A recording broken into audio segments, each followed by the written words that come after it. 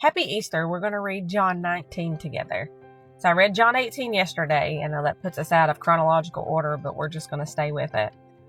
And I also wanted to tell you guys that this is the English Standard Version. You guys ask me, I always get, what version are you reading from? This is the ESV. I do think it's the most easiest to read from, so that's what I read from, is the English Standard Version. So let's get started. Then Pilate took Jesus and flogged him, and the soldiers twisted together a crown of thorns and put it on his head, and arrayed him in a purple robe. They came up to him saying, "Hail, King of the Jews," and struck him with their hands. Pilate went out again and said to them, "See, I am bringing him out to you, that you may know that I find no guilt in him." So Jesus came out, wearing the crown of thorns and a purple robe. And Pilate said to them, "Behold the man." When the chief priests and the officers saw him, they cried out, "Crucify him! Crucify him!" And Pilate said to them, "Take him yourself to crucify him, for I find no fault in him." The Jews answered him, "We have a law, and according to that law, he ought to die because he has made himself the Son of God." When Pilate heard this statement, he was even more afraid. He entered his headquarters again and said to Jesus, "Where are you from?" But Jesus gave him no answer. So Pilate said to him, "You will not speak to me? Do you not know that I have authority to release you and authority to crucify you?" And Jesus answered him, "You would have no authority over me at all unless it had been given to you from above. Therefore he who delivered me over to you has the greater sin." From then on, Pilate sought to release him, but the Jews cried out, "If you release this man, you are not Caesar's friend. Everyone who makes himself a king opposes Caesar." So when Pilate heard these words, he brought Jesus out and set him on the judgment seat at a place called the Stone Pavement, and in Aramaic, Gabbatha. Now it was the day of preparation of the Passover. It was about the 6th hour, and he said to the Jews, "Behold your king." They cried out, away with him, crucify him." And Pilate said to them, "Shall I crucify your king?" The chief priest answered, "We have no king but Caesar."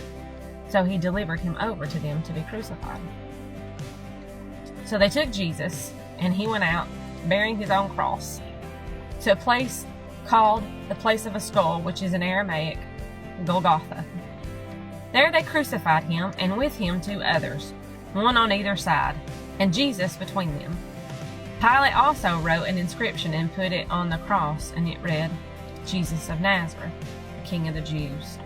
Many of the Jews read this inscription, for the place where Jesus was crucified was near the city, and it was written in Aramaic, in Latin, and in Greek. So the chief priest of the Jews said to Pilate, "Do not write the King of Jews, but rather this man said, 'I am the King of the Jews.'" Pilate answered, "What I have written, I have written." When the soldiers had crucified Jesus, they took his garments and divided them into 4 parts, 1 part for each soldier, also his tunic. But the tunic was seamless, woven in one piece from top to bottom. So they said to one another, "Let us not tear it, but cast lots for it to see whose it shall be." This was to fulfill the scripture that said, "They divided my garments among them, and for my clothing they cast lots." So the soldiers did these things, but standing by the cross of Jesus was his mother and his mother's sister, Mary the wife of Clopas, and Mary Magdalene. When Jesus saw his mother and the disciple whom he loved standing nearby, he said to his mother, "Woman, behold your son." And he said to the disciple, "Behold your mother." And from that hour, the disciple took her to his own home. After this, Jesus, knowing that all was now finished, said, to fulfill the scriptures, "I thirst." A jar full of sour wine stood there, so they put a sponge full of sour wine on a hyssop branch and held it to his mouth. When Jesus had received the sour wine, he said, "It is finished." And he bowed his head and gave up the spirit.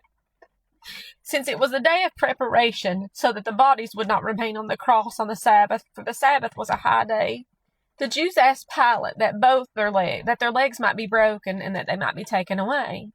So the soldiers came and broke the legs of the first and of the other who had been crucified with him. But when they came to Jesus and saw he was already dead, they did not break his legs. But one of the soldiers pierced his side with a spear, and at once came out blood and water. He who saw it has borne witness. His testimony is true. and he knows that he is telling the truth, that you may believe. For these things took place that the scriptures might be fulfilled.